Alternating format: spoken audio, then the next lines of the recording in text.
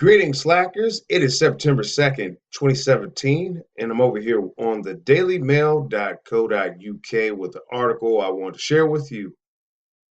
Conwoman, 34, who fleeced a man she met on Plenty of Fish out of thousands of pounds so she could buy Jimmy Choo shoes, is jailed for 2 years.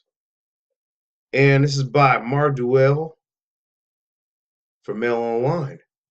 It says here, a mother of three who fleeced a man she met on a dating website out of thousands of pounds to buy Jimmy Choo shoes was today jailed for 2 years.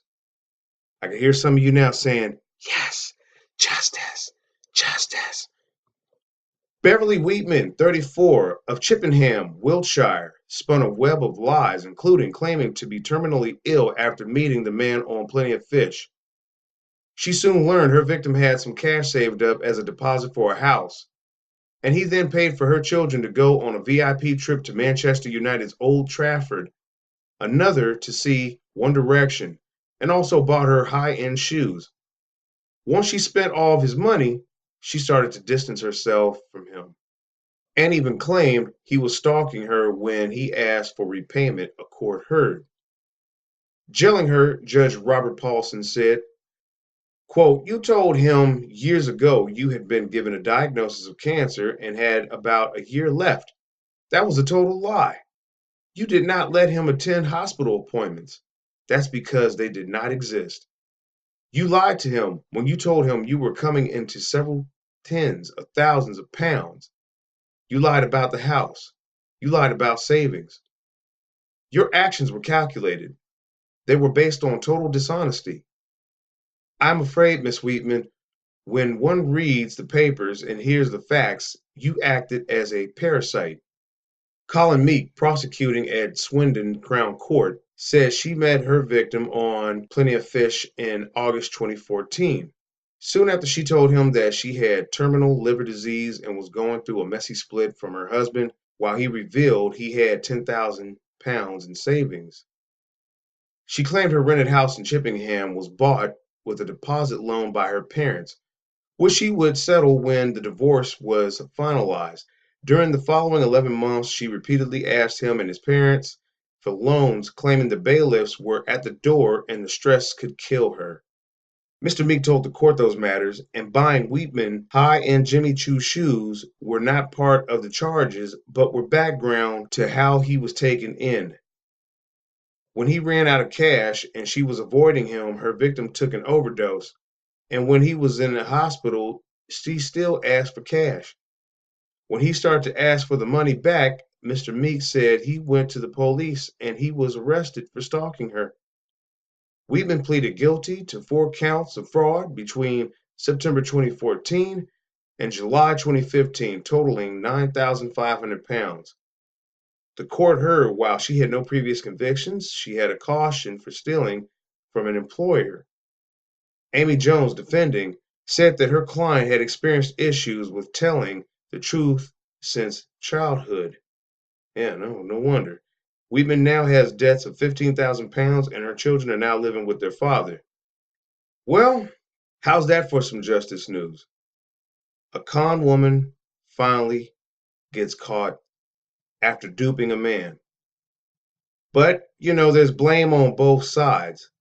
Now, this type of situation, you know, there's two parts to the story, just as there's two sides to the coin. The man played his role, she played hers. And in playing the victim slash patient, she cleverly constructed a story that pulled him in.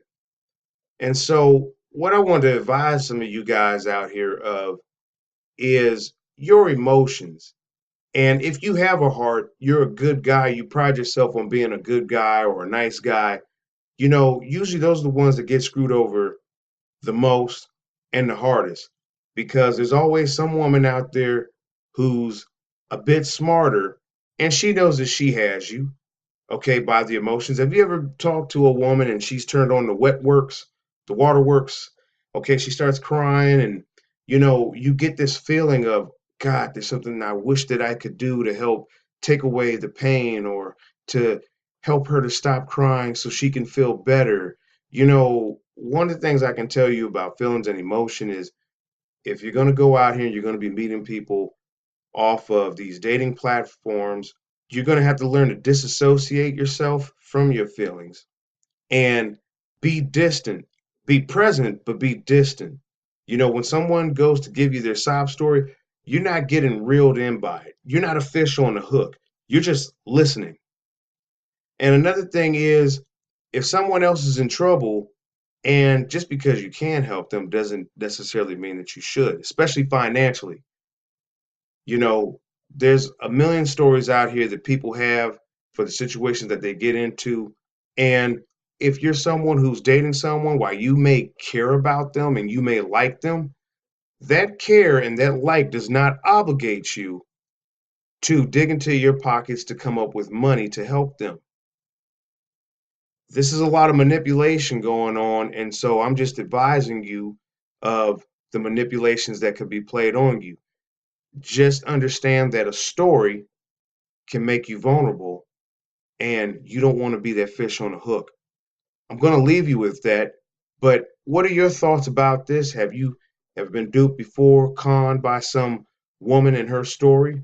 Or ladies, have you even been conned by some con man in his story? Share all that with me down in the comment section below.